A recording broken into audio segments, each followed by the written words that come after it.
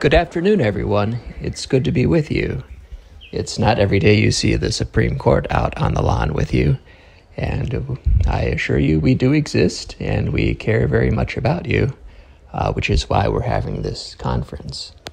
The particular case, as you know, has profound implications for society, and so we want to take this opportunity to present our ruling on it, our opinion, with the hope and the expectation that our opinion will be shared by the population, and we want to be available to explain our opinion and answer questions about it, because, as we say, it has the most profound implications for the future of our society.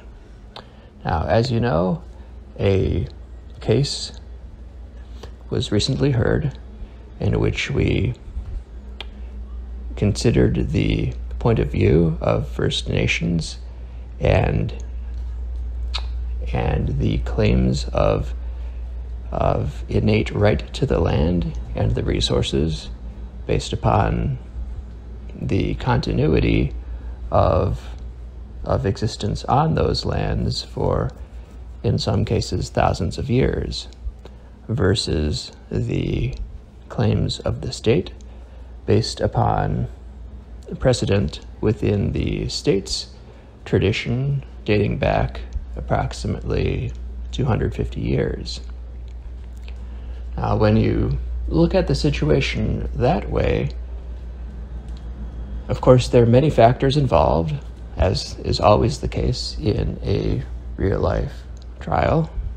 However, the matter at hand is what is most important, what governs the situation, what is most crucial to consider.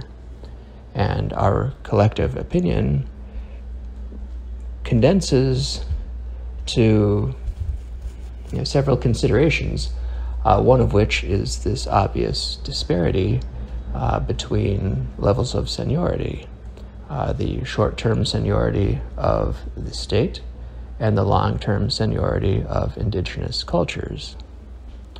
We also have the matter of ethical standing to consider, and that leads us in the same direction.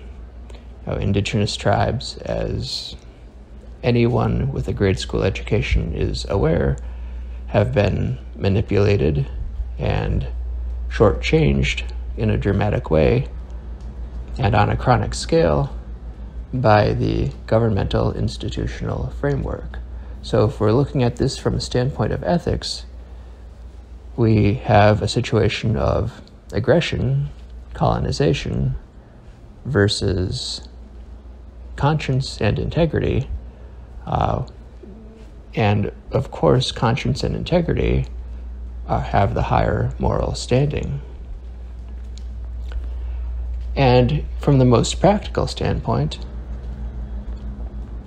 the colonization process has led to a proliferation of technology, which is neither good nor bad, but the technology at hand is clearly correlated with pollution, whereas the spirituality, which, as we've seen from the trial and as you've heard in the media coverage, spirituality can do everything that technology does and much more. So from the standpoints of seniority, from the standpoints of ethics, and from the standpoint of the practical standpoint of the betterment of the world through the highest potential for good, the 9 of us, and we petition all of you watching, we ask you to consider our opinion and to, if it resonates with your conscience, to adopt it as your own, that the highest moral standard at hand here, the greatest interpretation of justice, is of course to align with the nature of justice, the nature of ethics, the nature of conscience, rather than more short-term traditions that are packaged as just. So our perspective is that the First Nations do in fact have title to the land, have title to the resources, are the rightful stewards of the land, and have rightful standing above governance on all matters before the court. Now, we realize that this is a paradigm shift from how society has been operating.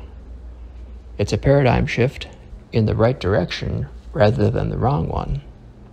We would compare this to a situation where children go off to camp and they may have trepidation about doing it, but once they realize how much fun it is to be in harmony with nature and to be free to explore and to learn and to share with one another without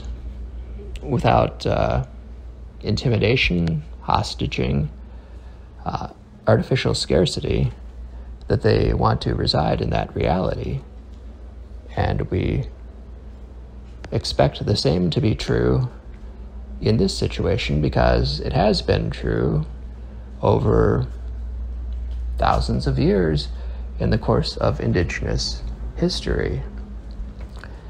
So we are available certainly to answer questions about our opinion. More importantly, among us, we have the senior spiritual leaders of many First Nations, which also are most welcome to share their thoughts.